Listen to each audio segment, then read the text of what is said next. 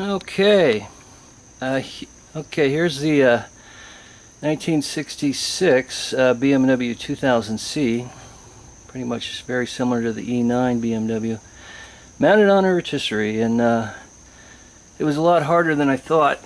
I bought the CR3000. You can see right there the blue portion with the silver, which you put together, and it's got the joining piece that runs across the bottom. And I thought it would be pretty simple just to, assemble this rotisserie and somehow magically figure out how to put the car on it.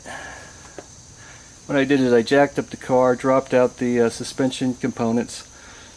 While I had it suspended, I rolled the rotisserie into place. I have limited space, so that's why I had to do it that way. The front was easy. Look right there.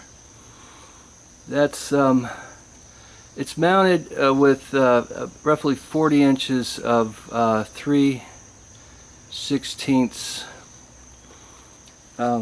stock iron.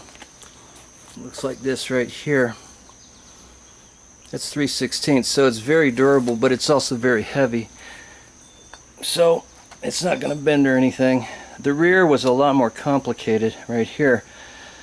If you look at the car, the only mounting points are the best mounting point is right up front, right up in there. That's where the suspension mounts in. There's also a secondary mounting point at the differential mount right there.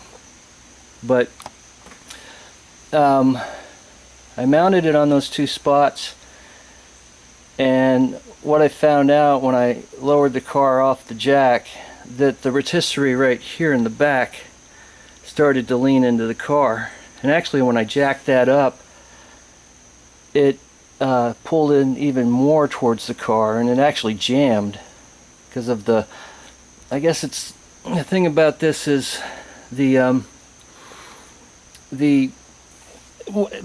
1/3 of the weight of the car, 1/3 of the car itself is sort of suspended with nothing in the rear, and it's just one of those funky weight distribution geometry issues which I didn't anticipate.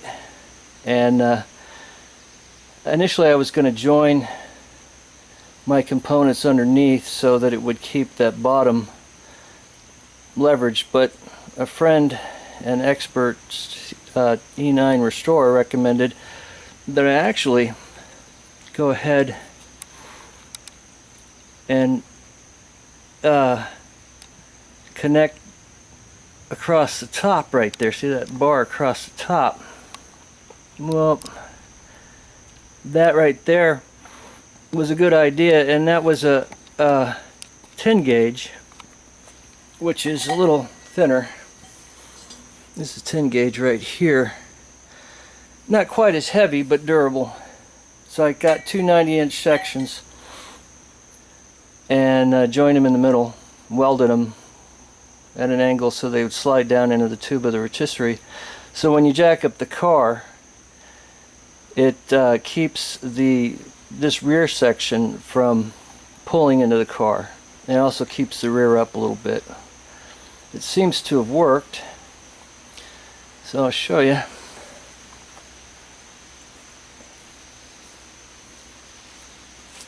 The other thing I did is I welded in braces for the doors, because I'm going to have to work on these rockers right here.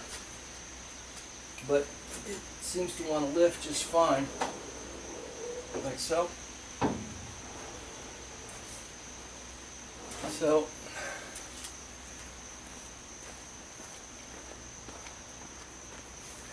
there you have it.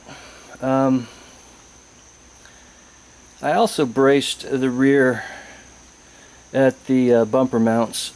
Move it a little bit so you can see it.